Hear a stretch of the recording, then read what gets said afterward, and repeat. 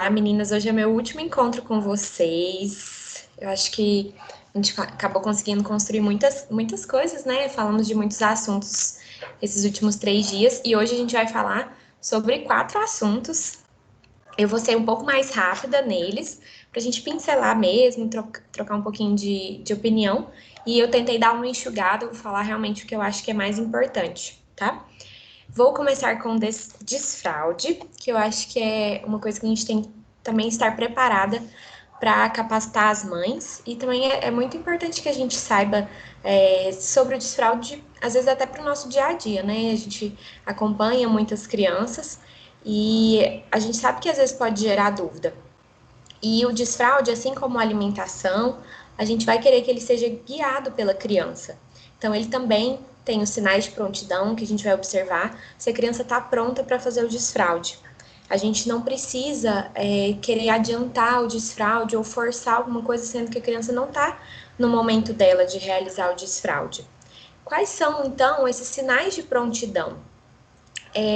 A criança, para realizar para iniciar o processo de desfraude, ela tem que saber conseguir já entender os comandos, seguir comandos simples, já conseguir pelo menos puxar a roupinha dela. Então a criança, a gente quer que ela tenha um pouco de autonomia, consiga desabotoar já a sua roupa e se precisar nela consiga tirar sozinha a roupa, sentar no vaso sanitário ou no pinico sozinha, para ela poder realmente ter essa autonomia, já conseguir ter a noção, né, de imitar adultos ou crianças mais velhas.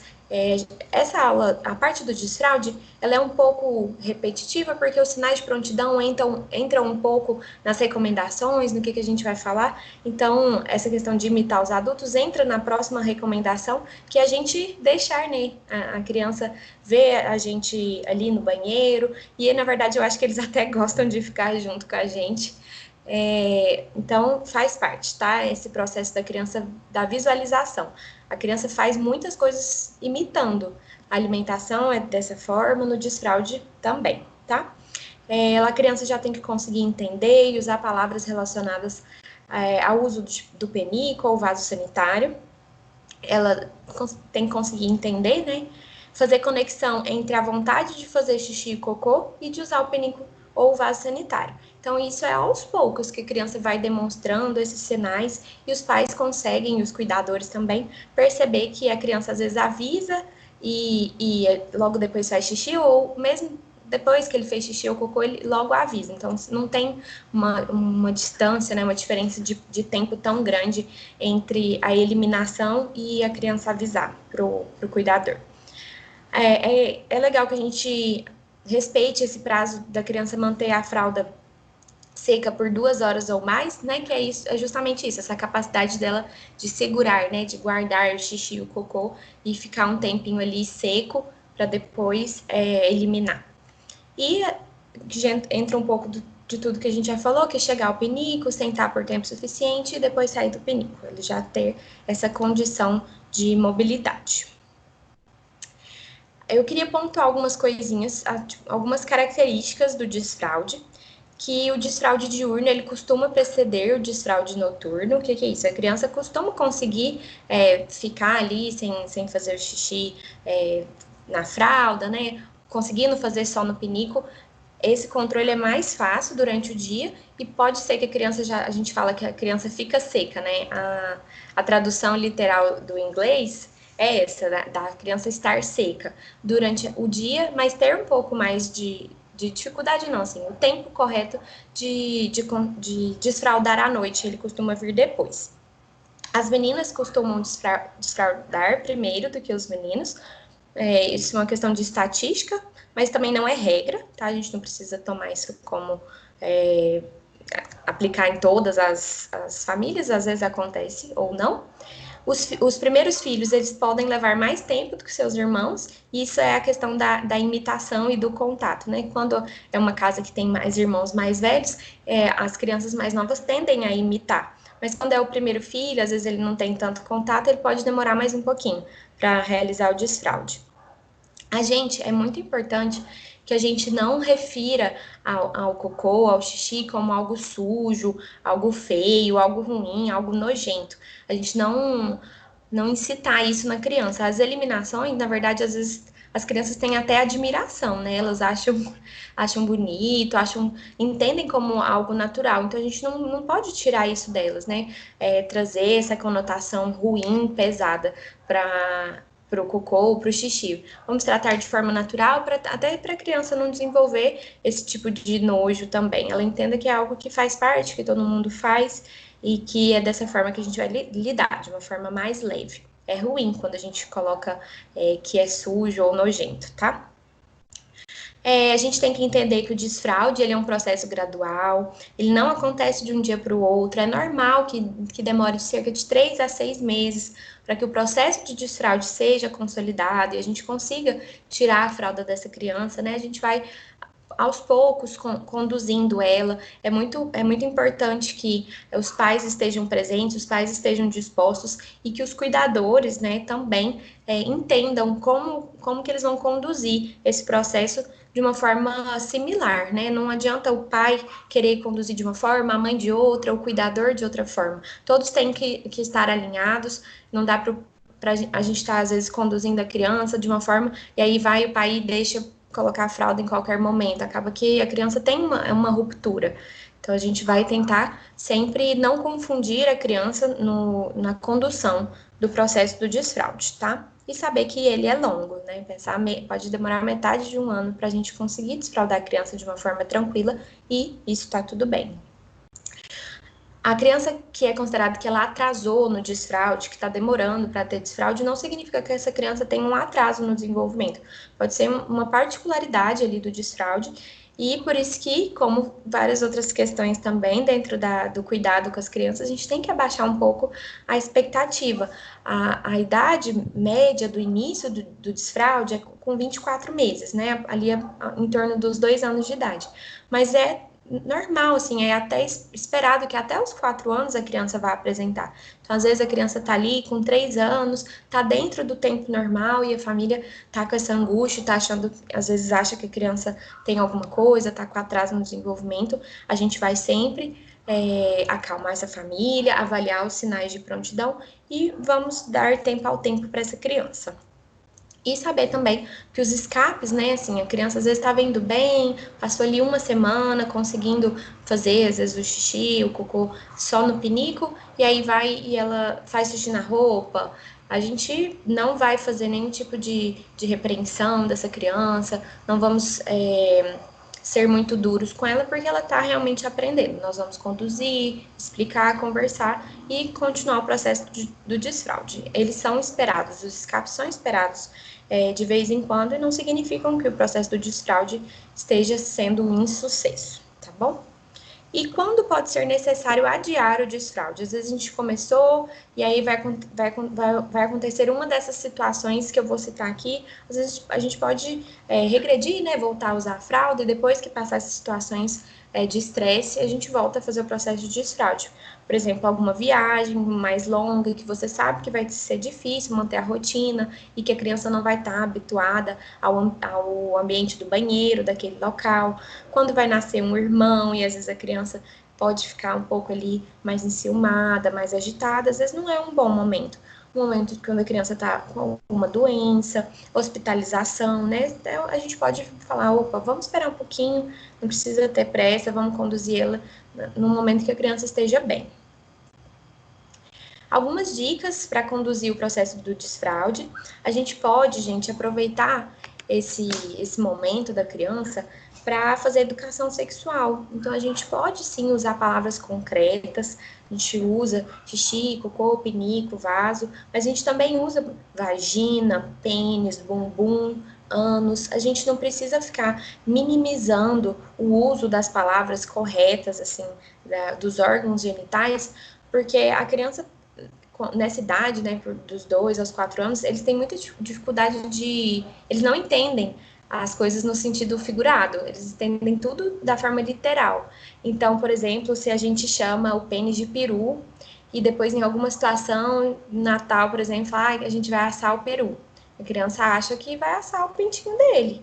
né? Pintinho, por exemplo, que é outra coisa que a gente fala. Aí o pênis da criança chama pintinho e o pintinho também chama pintinho. Eles ficam confusos com isso.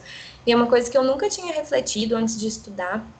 E eu acho legal a gente ter esse tipo de diálogo, esse tipo de conversa, para a gente pensar como que a criança está entendendo o nome, né, a nomenclatura que a gente está usando e como que ele vai encarar isso no dia a dia, caso ele ouça essa palavra em outro momento, em outra situação, em um contexto diferente do que a gente está usando, né? A gente nomear as partes genitais da forma adequada, a gente está, sim, ensinando de alguma forma, né, a educação sexual, a gente aproveitar e falar para a criança que ninguém pode tocar nas partes íntimas dela, a não ser para limpeza, a não ser o papai e a mamãe, para a criança avisar se alguém tentar tocar nas partes íntimas. A gente pode aproveitar esse momento que a gente vai ter que estar mais disponível para a criança e ensinar essas coisas para elas também. Alguém quer falar alguma coisa? Nada de nada. Fala de sua. Gente, desliga aí o microfone, quem tiver ligado, tá? Eu não tô vendo aqui, eu vou continuar. A gente pode fazer uma troca frequente de fralda para a criança ter essa preferência de ficar com a fralda mais seca. Eu vou falar um pouquinho da diferença de começar o desfraude com pinico ou com vaso sanitário. Mas geralmente a gente faz com penico, porque é mais fácil, a criança consegue ter uma autonomia maior, mais fácil para a criança sentar e sair sozinha. E é legal que a gente coloque o penico no local de fácil acesso, às vezes até no quarto da criança. A gente pode levar a criança para escolher o penico com a gente, colocar a criança para fazer parte realmente como se ela for a principal pessoa no processo do desfraude realmente vai ser a criança. A gente tentar fazer com que ela participe facilita, tá? E depois que a gente conseguir usar o penico de uma forma concreta, a gente pode passar para o vaso sanitário, quando a família não opta por usar ele de primeira, e a gente tem que usar, a gente coloca as escadinhas para a criança conseguir subir, e também a gente usa o assento, né, em cima do assento do vaso, para a criança não ter receio de cair. Tem algumas crianças que têm medo da água, e aí isso pode facilitar um pouco. A gente vai incentivar a criança a sentar sozinha no vaso sanitário ou no penico.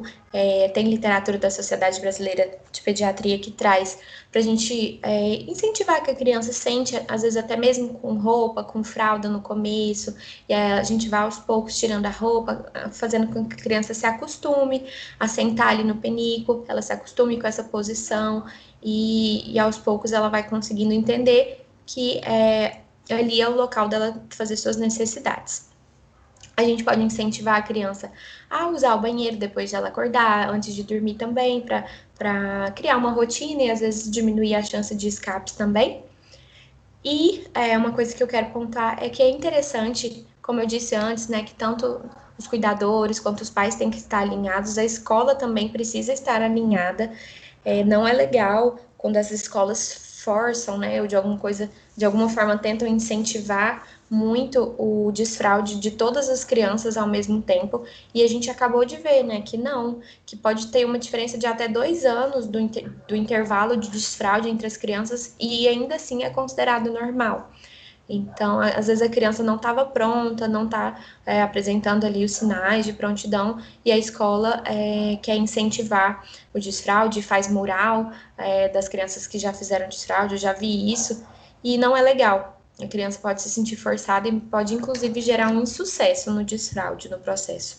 A gente precisa também alinhar com a escola, colocar essa nossa opinião e, como cuidadores de crianças que somos, conversar isso com os pais é muito interessante. Às vezes os pais nunca refletiram sobre isso e a gente pode dar esse toque e com certeza ajuda no desfraude, tá?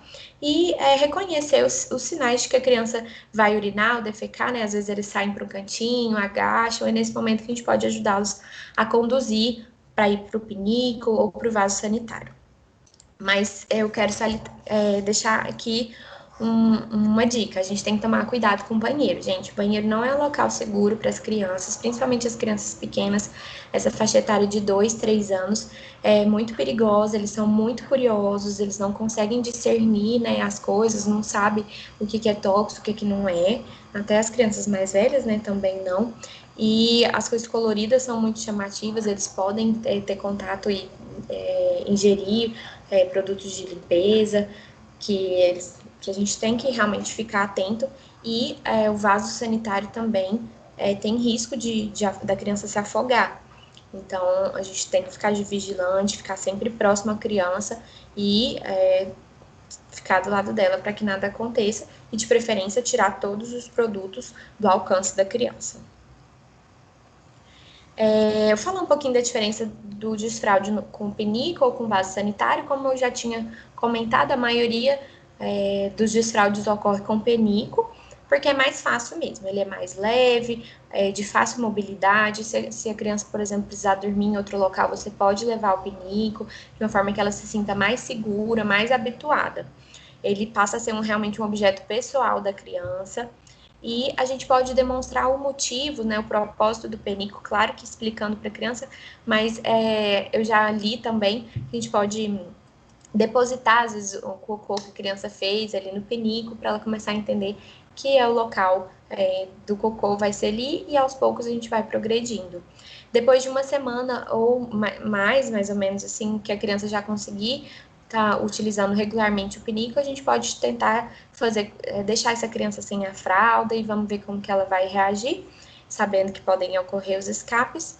E a transição para o vaso sanitário, ela vai acontecer quando a criança estiver bem tranquila, bem segura com o uso do penico e observando os pais, outras pessoas da casa, utilizando o vaso sanitário, ela vai entendendo que a gente pode fazer também essa progressão, né, para o vaso sanitário. Mas tem algumas famílias e algumas crianças que optam por fazer o desfraude no próprio vaso, quando elas já entendem desde de mais novas que os pais fazem dessa forma, que as pessoas usam o vaso sanitário, às vezes não precisa do penico, mas como eu tinha comentado, precisa usar essa escadinha e o assento, né, para que a criança não tenha essa sensação de que ela vai cair dentro do vaso sanitário. Mas não é errado, não tem problema começar. Só que é mais difícil. Se a criança começar o desfraude mais novinha, às vezes ela não vai conseguir subir no vaso sanitário de uma forma adequada e ela pode não ter tanta autonomia, que é algo que a gente não quer, né? Que a gente quer que a criança consiga sozinha, né? Às vezes tirar a roupinha, ir ali e fazer as necessidades dela. Só trouxe algumas peculiaridades aqui, meninas, sobre meninos e meninas. Os meninos é sempre legal, nas meninas também, na verdade, que a gente deixe com roupas mais largas, mais soltas, mais fáceis deles tirarem sozinhos. E dos meninos, eles inicialmente a gente pode ensinar a fazer tanto xixi quanto cocô sentados mesmo, porque é difícil para eles aprender que uma coisa é sentado e a outra é em pé. Então, nesse início, no processo de desfraude, pode tranquilamente fazer os dois sentados, e a partir, quando eles forem ficando um pouquinho maiores, a gente vai ensinando a fazer xixi em pé. E a gente tem que ajudá-los a direcionar o jato do xixi, porque geralmente faz uma bagunça, né? E aos poucos a gente vai deixando e eles vão conseguindo sozinhos. Mas esse direcionamento costuma ser mais fácil com o penico, que é mais baixinho, mais de fácil acesso, mas com vaso sanitário a gente tem que fazer da mesma forma, ajudá-los a conduzir o jato. E as meninas, essa atenção para a gente limpar a região genital, começando de frente para trás, né, para evitar a contaminação ali dos germes da parte da região do ânus para a vagina da criança. E não fazer nenhum tipo de ducha, não tem necessidade, a gente vai fazer higiene com água e sabão mesmo, nem nós adultas tem indicação de ficar fazendo aquelas duchinhas, tá? Assim, de dentro da vagina. Se for um local que tem a ducha e ali do lado do vaso, você quiser utilizar só para lavagem mesmo, não tem problema, mas a gente não insere essa ducha dentro da vagina da criança, né? Apenas 2 a 3% dos treinamentos do desfraude, eles não se consolidam em crianças saudáveis. O que essa frase quer dizer? Quer dizer que a gente pode ficar tranquila que, estando tudo bem, a criança vai conseguir desfraudar no tempo dela, com a nossa condução correta. Mas Por que que pode ocorrer insucesso? A gente vai ter que pensar se aquela criança que está tendo uma dificuldade no desfraude, o que que pode estar acontecendo. E duas possibilidades é que a gente começou antes da hora, que na verdade ela não estava pronta, mas a gente quis apressar. E quando o desfraude é realizado de uma forma hostil, a criança começa a ter nojo ou ter medo, não tem vergonha, não sente que é um processo natural, ela pode ter um pouquinho mais de resistência.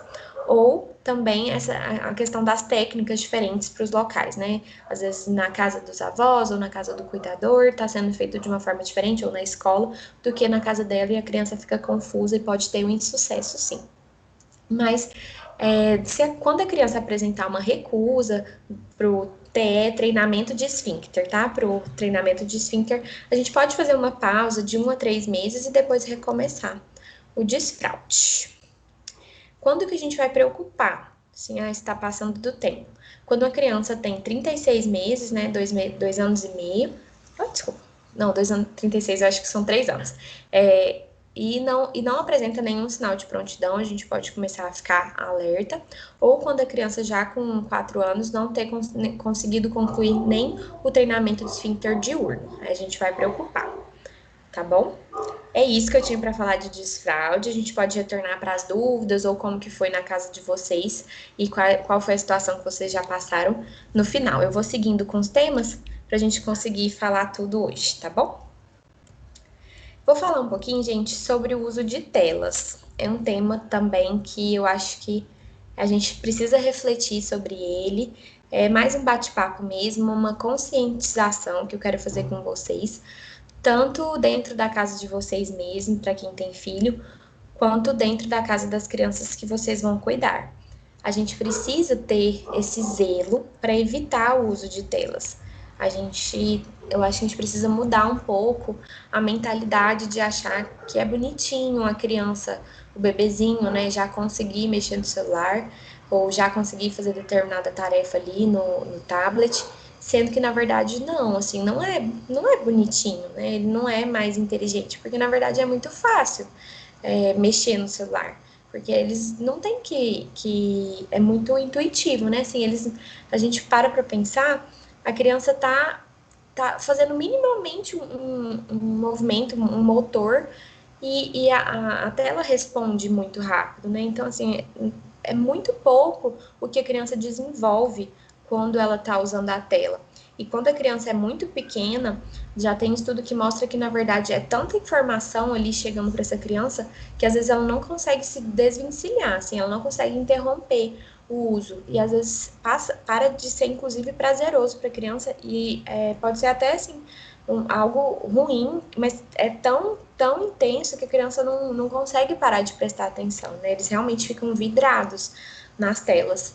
E é algo que não influencia, que não colabora em nada para o desenvolvimento e, na verdade, não só não colabora, quanto piora. Tem vários estudos que já demonstram a queda do desempenho cognitivo da criança, que é excessivamente expostas às telas, tirando a questão da sociabilidade, né? Por que, então, que a gente não usa a tela? Como eu falei, limita o aprendizado da movimentação do corpo, porque a criança tá ali, parada, com uma coisa super chamativa, e ela só tá ali mexendo o dedinho. Ela não tá movimentando seu corpo, ela não tá aprendendo as partes do seu corpo, como fazer os movimentos. Então, a criança fica ali, parada, recebendo algo, sem que ela desenvolva nada, né? É outra questão que os estudos também trazem. É muito estranho para a criança porque não importa a forma que ela reaja à tela, né, o desenho, qualquer coisa que esteja ali passando na tela, não vai mudar em nada. Assim, ela pode chorar, rir, e ali a vida dentro da tela continua seguindo da mesma forma. Então, como isso é estranho, né, para a criança, ela aprende que não importa o que ela faça, vai continuar seguindo. E não é isso que a gente quer passar para elas, né? A criança fica vidrada e a criança tem baixa aceitação a frustrações, porque ela está sendo hiperestimulada. O tempo todo, a criança está ali sendo entretida, ela não aprende a lidar com o ócio, ela não aprende a inventar coisas, a inventar histórias a partir de objetos simples ou a inventar formas de se entreter quando ela não tem nada ali sendo apresentado para ela o tempo todo. Então, isso é ruim, é uma criança que fica realmente mal acostumada. Ela não tá o tempo todo sendo atendida, né, requisitada. Se eles pedem, a gente vai dar a tela e eles ficam ali vidrados e se acalmam. Isso não é legal, principalmente para as crianças pequenas, né, os menores de 2 anos. As situações são vividas no automático, que é aquilo que eu comentei, que eles não importa a forma que eles reajam, e atrapalham o desenvolvimento. E nas crianças maiores, nos adolescentes, qual que é o problema das telas? Porque eu acho que a gente bate muito na tecla no não uso de telas nos menores de 2 anos, mas as crianças maiores e os adolescentes precisam também ser vigiados, precisam da nossa orientação, porque eles estão muito expostos à violência e à violência virtual, né? Eles não conseguem discernir, mesmo as crianças mais velhas, ali às vezes com 6, 8 anos, a realidade do virtual com a nossa vida, e então eles confundem muito as coisas, não conseguem entender quando uma pessoa está manipulando eles. Às vezes as crianças são levadas a tirar foto, a entrar em jogos que são completamente inadequados, que levam, a gente sabe, né, assim, que levam a mutilação. Então, a gente precisa estar muito de olho, muito em cima do que nossos filhos estão usando e o que as crianças que a gente está cuidando, o que eles estão acessando, a gente tentar não deixar a criança sozinha acessando a internet dentro do quarto, por exemplo, porque as coisas podem caminhar para um lado ruim, que a gente não quer que eles caminhem, né? A gente precisa realmente ficar de olho em pornografia, esse tipo de coisa, né? Pode alterar a criança, pode não se ver assim de uma forma adequada também, né? A questão da imagem corporal, da autoestima, porque a gente sabe que muitas vezes são expostas a elas situações longe da realidade. Isso, em caso de adolescentes, meninas, né, pode realmente influenciar de uma forma negativa. A criança pode desenvolver também problemas visuais e auditivos, porque fica ali muito próximo à tela, recebendo essa luminosidade intensa, e também os adolescentes às vezes costumam usar áudio, né, muito alto, música muito alta, e a longo prazo pode sim ter dano no aparelho auditivo, e transtornos posturais e musculoesqueléticos, que também é uma coisa que a gente tem que ficar alerta, porque fica muito deitado na cama, né, mexendo no celular ou no tablet, e fica sentado numa postura completamente inadequada. Trouxe aqui a recomendação. Essa recomendação é recente, se eu não me engano, é do final do ano passado ou do início desse ano. A Sociedade Brasileira de Pediatria está lançando vários manuais sobre o uso de telas, os malefícios, e essas são as recomendações atuais de acordo com a idade, tá? Os menores de 2 anos, a recomendação é 0 telas. Gente, não é para dar, não é para a gente deixar os bebês utilizando a tela, realmente faz muito mal para o cérebro deles. Essa hiperestimulação é realmente negativa para os bebês, então a gente não vai deixar que a criança não tenha nenhum contato, preferencialmente. Eu sei que é difícil, eu sei que a gente hoje em dia usa muito o celular, o tablet, está ali o tempo inteiro, mas a gente precisa ter essa consciência e achar caminhos alternativos, né? Quanto menos tela a gente usa, mais fácil é da gente não usar. E quanto mais a gente usa, mais dependente a criança vai ficando, e eu acho que dependente nós também ficamos, né? As crianças realmente ficam quietinhas e dão um sossego quando elas usam a tela. Mas a que custo? Essa é a reflexão que eu quero trazer hoje. Que a gente tem que pensar que a gente está fazendo mal. Não é que não está fazendo bem, a gente faz mal para a criança. Faz mal como várias outras coisas que a gente não dá para criança de 2 anos, né? Então, a gente não deixa uma criança de 2 anos fumar. Eu gosto de pensar dessa forma, assim, que é proibido. Eu acho que é mais fácil da gente tentar tirar, e aos poucos, quanto mais tira, mais fácil vai ficando. Claro que tem um período de adaptação. Quando a criança é muito exposta, eles realmente ficam impacientes, o comportamento fica muito difícil, mas quando a gente vai tentando tirar aos poucos, a gente vê que a mudança pode ser, assim, de comportamento, pode ser uma mudança bem significativa. De 2 a 5 anos, a gente limita o tempo de exposição às telas, e isso inclui, inclusive, televisão, tá, gente? No máximo 1 hora por dia. A gente quer que a criança brinque, pule, gaste energia de outras formas e não ali no uso, usando as telas. E de 6 a 10 anos, o tempo é de 1 a 2 horas por dia, e como eu coloquei, sempre com a supervisão de um adulto. E não vamos usar tela, gente, durante as refeições, nem antes de dormir. A criança, a gente conversou um pouco sobre isso na aula de introdução alimentar, ela precisa estar disponível, completamente focada ali na alimentação, tendo consciência do que ela está comendo. Então, não é legal a gente deixar a criança se alimentar em frente à tela. A criança tem dificuldade de notar, né? Quando o sinal de fome e saciedade, então às vezes a criança vai comer muito mais do que ela precisaria, nós adultos também, a gente sabe disso, né? Ou antes de dormir, porque estimula e a criança realmente tem dificuldade de dormir, antes de ficar muito estimulada com o uso das telas. Nos adolescentes de 11 a 18 anos, um tempo máximo de 2 a 3 horas por dia, que a gente sabe que é muito fácil eles passarem desse tempo. A gente não incentiva que as crianças virem à noite jogando, mexendo na internet, porque eles perdem, no outro dia eles vão querer dormir o dia todo, né? Perdem essa noção de dia e de noite, das atividades deles durante o dia, atrapalha o rendimento escolar. E é recomendável que o aparelho não. Que o aparelho que o adolescente acessa não seja exclusivo dentro do quarto, eles não fiquem sozinhos, para eles não fazerem nada imprudente sem a nossa supervisão, estimular, nos casos de celular, o uso deles em áreas comuns da casa, e vale aqui a mesma recomendação de não usar na alimentação nem antes de dormir. É isso de telas. Vamos passar para o próximo tema, que é o terceiro, que tinha tudo a ver com a aula de introdução alimentar, gente, mas eu trouxe hoje porque a aula de introdução alimentar era bem grande e eu sei que gerava muita dúvida, então eu trouxe aqui separado. É um tema bem curtinho, mas eu gosto de comentar porque teve mudança recente de recomendação, eu acho que a gente precisa saber, tá bom? Como que a gente vai cuidar dos dentinhos dos bebês e das crianças? É interessante a gente saber que antes de nascer os dentes, a gente não precisa fazer nada.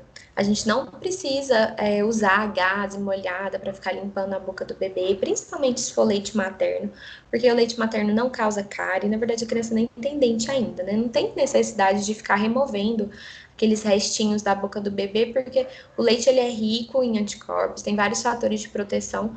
Então, a não ser que seja uma coisa que esteja muito assim, esporadicamente o cuidador ou a mãe queira limpar, assim, tirar alguma coisa específica, não tem que ficar passando a gaze. Na verdade, às vezes até uma forma de contaminação. Se a gaze não foi uma gaze novinha, ou alguma coisa, se a toalha que for usar, às vezes não tá muito limpinha, você tá levando coisa suja ali para aquele bebê. Então, não tem necessidade de fazer, porque realmente não precisa. Eventualmente, esporadicamente fazer não é errado, mas não tem motivo da gente incentivar ficar fazendo essa limpeza com a gaze molhada. Mas a partir do momento que nasce o primeiro dentinho, a gente vai começar a utilizar a escova com pasta para fazer a limpeza. Mesmo a idade mais ou menos, né, assim, que costumam nascer os dentinhos é de 6 a 8 meses, 6 a 9 meses, vai variar um pouquinho de cada criança.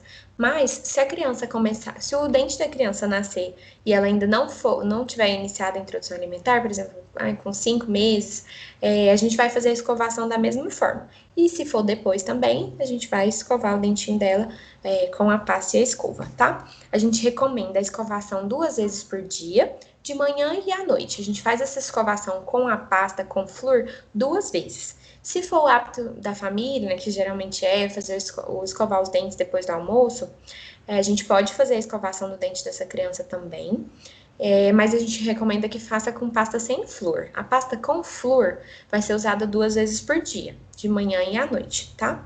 Então, essa é a novidade que eu queria trazer para vocês. A gente usa, sim, pastas com flúor. Não tem necessidade de da criança usar a pasta sem flúor. O que a gente tem que ficar muito atento é na quantidade adequada de flúor, que é de 1.000 a 1.500 BPM. Na nossa apostila tem, aqui no slide acabou que eu não coloquei essa informação, mas a gente tem que ficar atento e olhar no rótulo a quantidade de flúor que tem. Porque tem algumas pastas que, na verdade, trazem até menos do que esses 1.000 partes por milhão, ppm, de flúor. Então, essas que tem menos não são adequadas. A partir de 1.000, que é ok da gente utilizar e vai fazer a limpeza correta.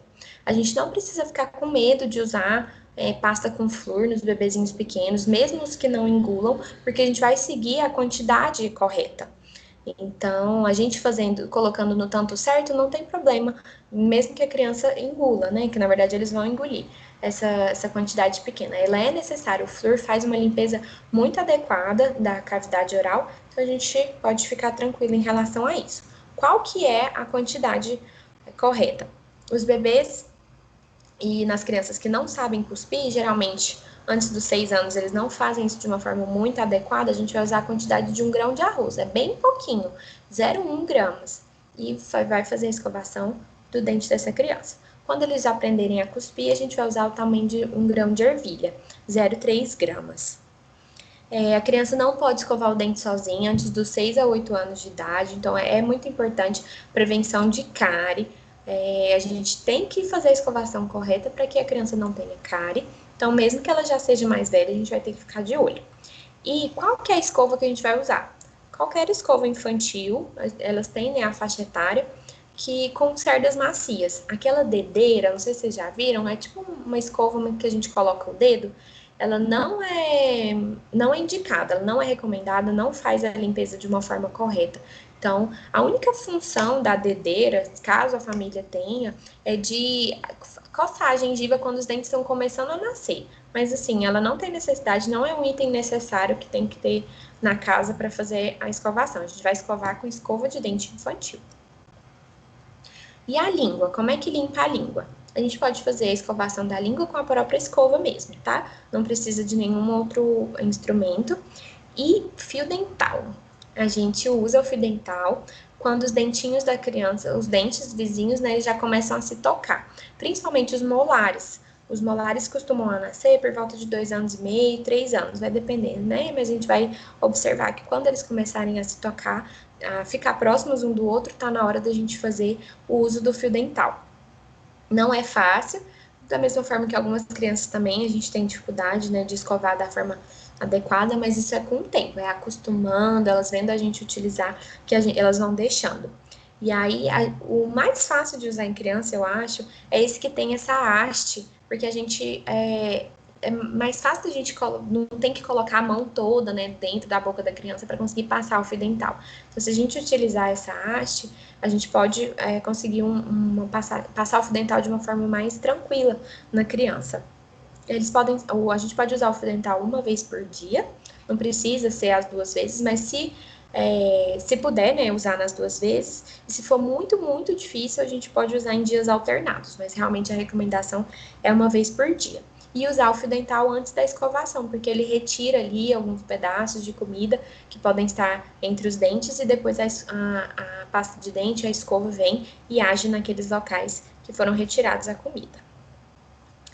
A gente pode permitir que a criança escove os dentes sozinha, inicialmente, né, sem a pasta, para ele se familiarizar, ver a criança, deixar a criança ver a gente escovando o dente, deixar a criança, às vezes, até escovar o nosso dente, né, de uma forma lúdica, para ele não se sentir invadido. Tem muita criança que se sente mal, né, de ter uma escova ali colocada na boca, uma forma de invasão, mas com o tempo, a gente tem sempre que levar para o lúdico, para a brincadeira, que a gente vai varrer, né, ali as partes que ficaram para trás e revisando com a criança tudo que ela comeu e vamos tirar um pedacinho de carne e conversando com a criança para tornar uma atividade um pouco mais tranquila. Mas muitas crianças choram no começo e a gente vai conversando, é normal esse choro, assim, pode ser normal, e a gente vai conversando e tentando contornar essa situação, mas deixar de escovar é ruim, porque a gente está deixando a boca da criança suja e realmente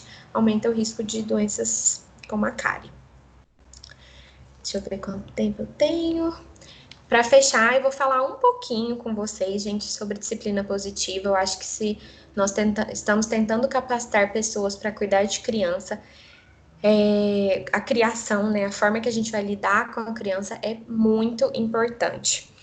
Falar sobre disciplina positiva a primeira coisa que a gente tem que fazer é tentar voltar sobre a criação que nós recebemos, né? E refletir sobre qual tipo de criação que a gente recebeu e o que a gente está dando para aquela criança, porque o que nós vivemos enquanto criança reflete muito a forma que a gente vai tratar essa criança. A gente tem muita ferida, a gente fala a criança ferida, né? Assim, aquilo que nós tivemos de trauma, de situações ruins, às vezes vem à tona quando a gente está em contato com uma outra criança. Então a gente precisa refletir e pensar que seguir o instinto às vezes não é suficiente. A gente precisa estudar sobre a criação.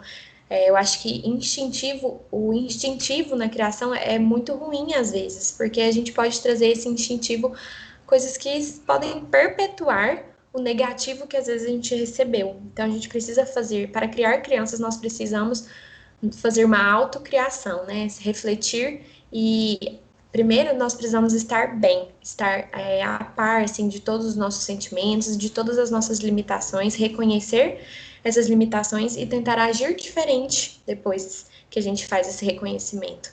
Faz parte de oferecer uma boa criação, a gente reconhecer realmente o que a gente pode mudar e tentar não fazer as mesmas coisas ruins que a gente recebeu. Então, como que é uma forma adequada, né, da gente criar uma criança? A gente preza muito pela criação respeitosa, que a gente vai respeitar as vontades, a individualidade e a autonomia da criança. A gente quer que a criança tenha uma base segura quando eles são pequenos, para que eles se tornem adultos seguros. Quando a criança não tem uma base boa, eles vão ficar inseguros, tanto quanto criança quanto adultos. Então, não é mimar a criança, não é ir para o lado permissivo. A gente precisa andar ali no meio do caminho entre a permissividade e o autoritarismo. A gente não quer a gente não quer ser duro com essa criança e só trazer coisas negativas para essa criança. Mas também a gente não vai, não quer, né, ser amoroso e educado com a criança, não é deixar que a criança faça tudo que ela quer, mas é a gente contornar as situações de uma forma melhor. A gente vai ser firme, mas gentil. A gente vai traçar limites com essa criança, mas a gente pode desenvolver esses limites de uma forma conjunta com a criança, né? Dentro, a gente dar opções para a criança dentro daquilo que é ok para a gente, assim, que é aceitável para nós. A gente dar opções para a criança e deixar que ela escolha. Eu gosto de pensar assim que o ambiente que a gente está criando com a criança, a gente pode pensar num ambiente de trabalho, assim, um ambiente, por exemplo, de chefe com um funcionário. Quando esse chefe ele é uma figura de autoridade, mas que não é autoritário, é muito mais fácil que a gente coopere. Assim, quando o chefe ele respeita, ele incentiva, ele reconhece as coisas boas, é muito mais fácil da gente querer continuar agradando, né? Um ambiente, um bom ambiente, ele gera um maior engajamento, né? Uma maior cooperação.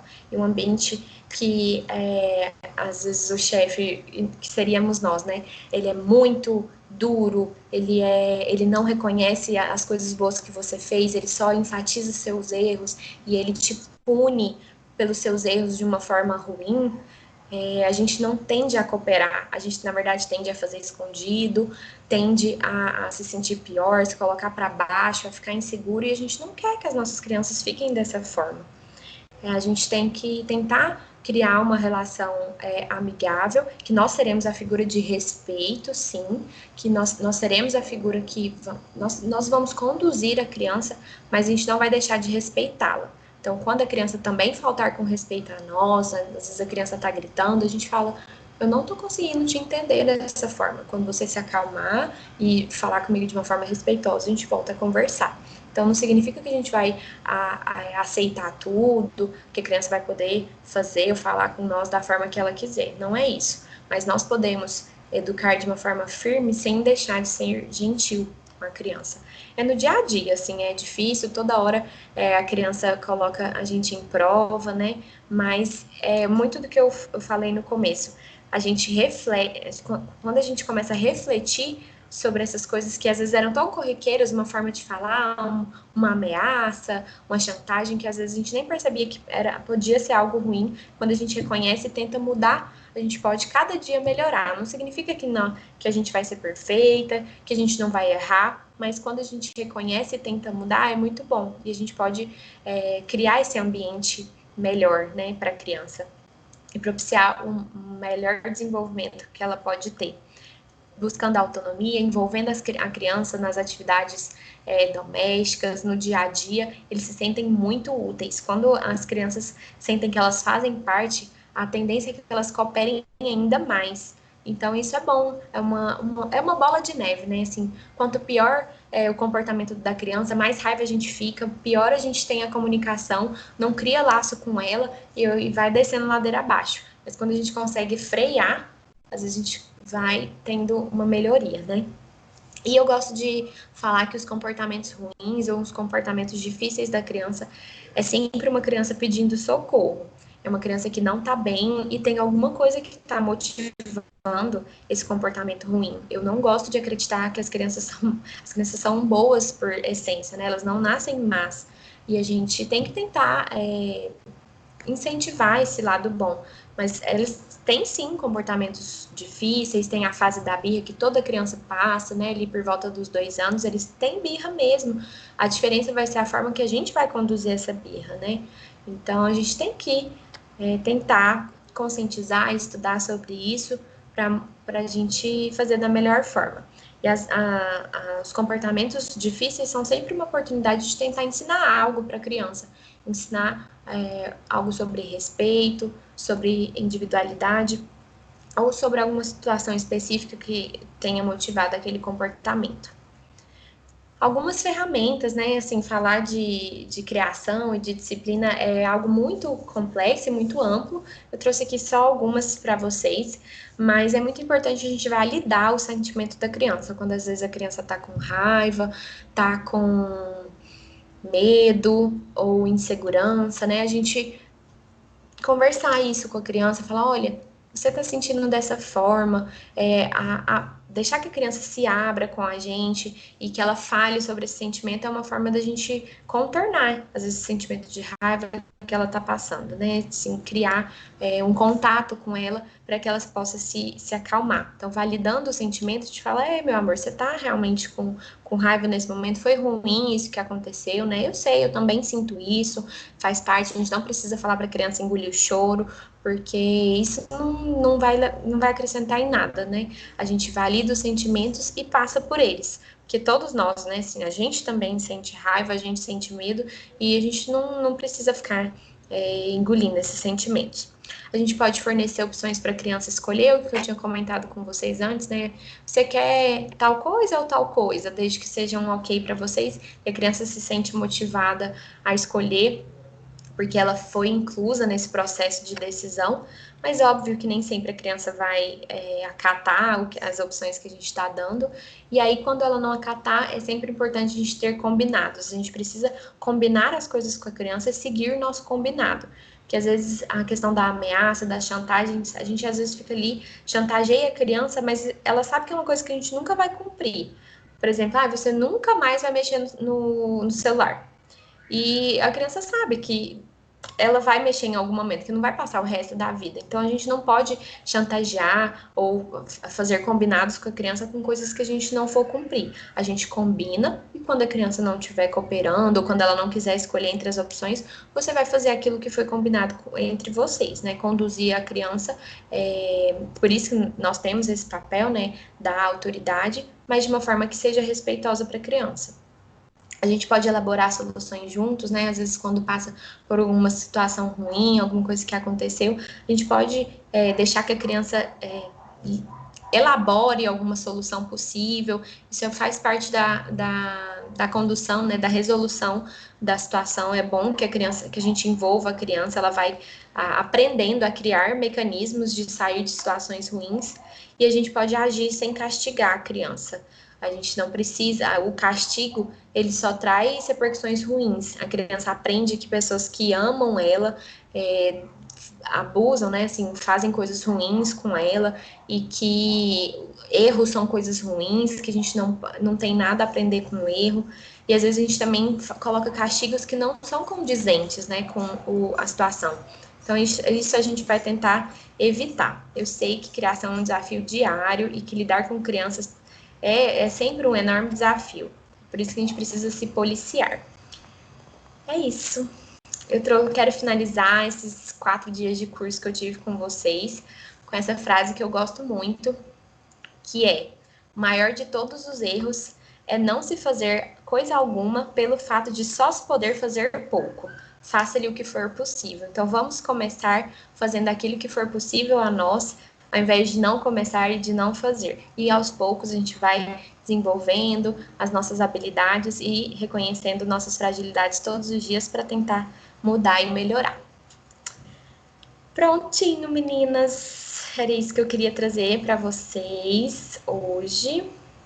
Quem tá aí comigo, porque eu fico aqui falando, não sei se vocês estão aí. Tem alguém comigo?